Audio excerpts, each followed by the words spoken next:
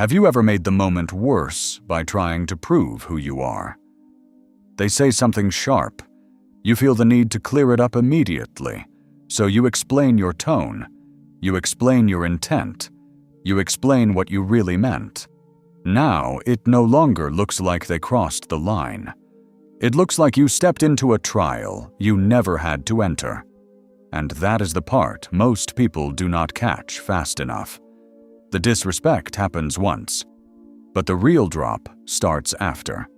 You can feel it almost immediately. That pressure to fix the room, to make them see you, are not what they implied. So you lean in.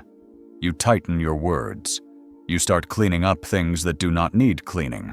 Your tone, your meaning, your character. Now you are no longer watching the line they crossed. You are standing inside it, trying to look innocent. And the room feels that shift. Not that you are right, that you need this corrected. That is when your position starts slipping. Because the moment you begin defending your image, they do not see strength. They see someone working for permission to still be seen clearly. And this is where the first mistake shows itself. They say something off, not loud, not dramatic, just sharp enough to make two people look up.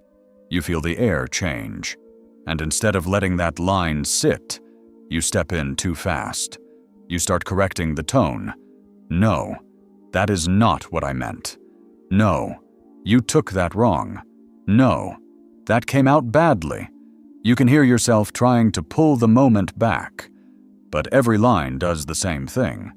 It confirms that they got access. Now they do not have to prove you were shaken. You are doing it for them. That is the first visible loss. It's not that they spoke badly, that you started arguing for your own image. The shift here is small. Say less. One clean line. Then stop. And this is why it never stays a one-time moment. You do it again. Different room. Different person. Same pull. Someone questions you sideways. Someone smirks a little. Someone says, "That is not what you said before." And right away you go back to work. More context. More clarification. More effort to make your position feel clean. They say something off. Not loud. Not dramatic. Just sharp enough to make two people look up. You feel the air change, and instead of letting that line sit, you step in too fast. That is how the pattern gets ugly. The more you try to repair their view of you, the more unstable you start to look inside it. And people notice that fast. Not because they are deep. Because pressure always shows. The shift here is hard, but simple. Do not explain twice. Once they hear your point, let their reaction belong to them. This is the part other people start reading. Not your words, your position.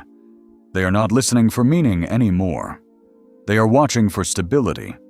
They watch you keep answering after the line was already crossed. They watch you keep smoothing it out for the person who caused it. They notice how fast you step in to fix things that were not yours to fix. And the room makes a decision very fast, not always out loud, but you can feel it. A slight shift in how people sit, a small pause before they take you seriously again. You are no longer the one holding ground. You are the one trying to get it back. That changes everything. Now, even people who said nothing start adjusting around you.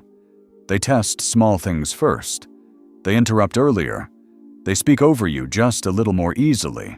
They watch your reaction closely. Not because they dislike you, because they are learning what your position allows. That is the social cost. Once people see you defend yourself too hard, they stop reading you as solid. They read you as movable. And once you are readable like that, you become easier to test again. The shift here is not about saying less. It is about not reacting on their timing. Let the moment hang. Let the discomfort stay in the room. Make them sit in it. And watch who needs to fix it first. And this is where the pressure gets expensive.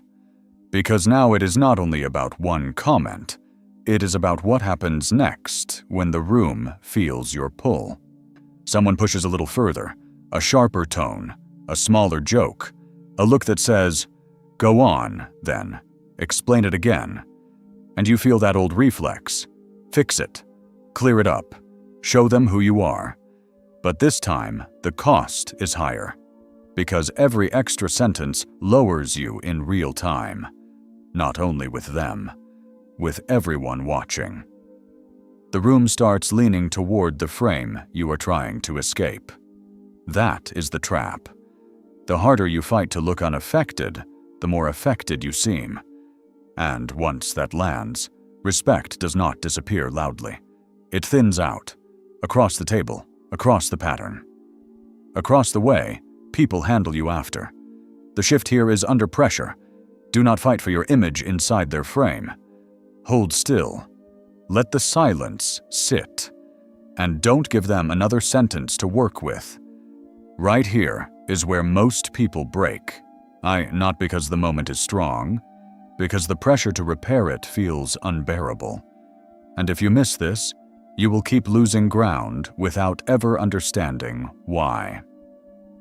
And this is where it starts hurting in private. Not when they speak.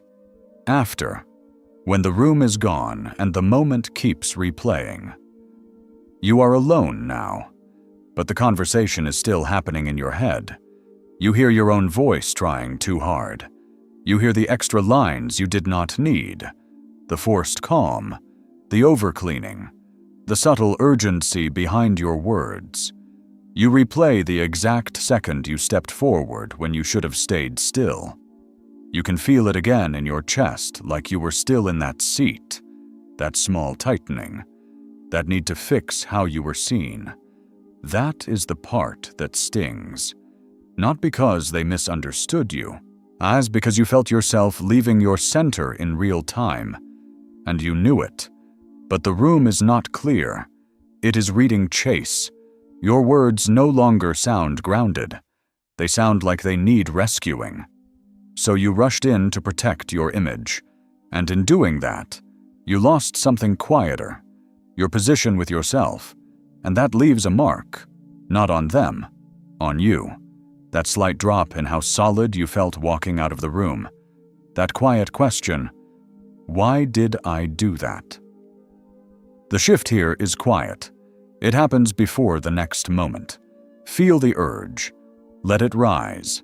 Let it pass without acting on it. And don't turn it into another sentence. And this is where your identity starts to change. You stop seeing every sharp moment as something you must fix. You stop treating the misunderstanding like an emergency.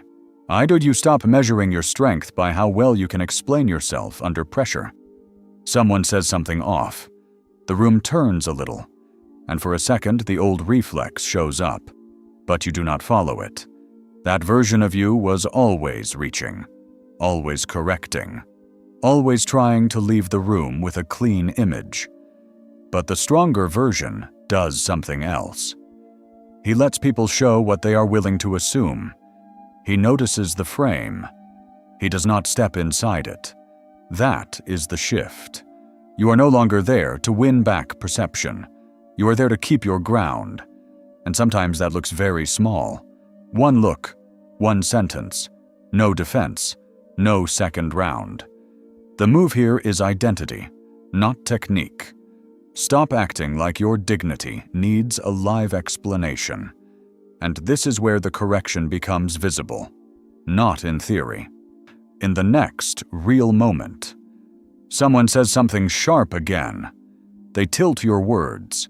They wait for you to come forward and start proving. But this time, you do not rush in. You do not clean it up. You do not step forward to repair their version of you. You look at them. You give one line.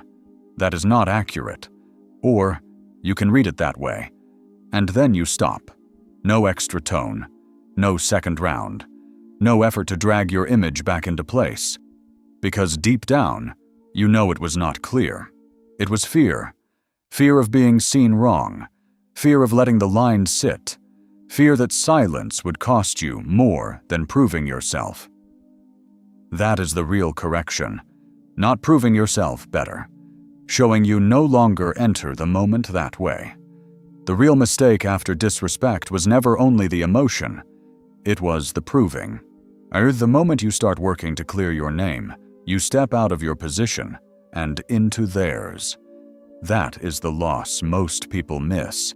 Not that someone judged you wrong, that you treated their frame like a courtroom you had to survive. But not every sharp comment deserves a defense. Not every false read deserves your effort. Some people do not gain power because they were right. They gain power because you started performing for your own innocence. And once you see that, something gets quieter. You stop rushing to be understood. You stop treating disrespect like something you have to fix out loud. You stop abandoning your ground just to protect your image. That is when the position returns. Not when everyone sees you clearly. When you no longer step forward just to be judged.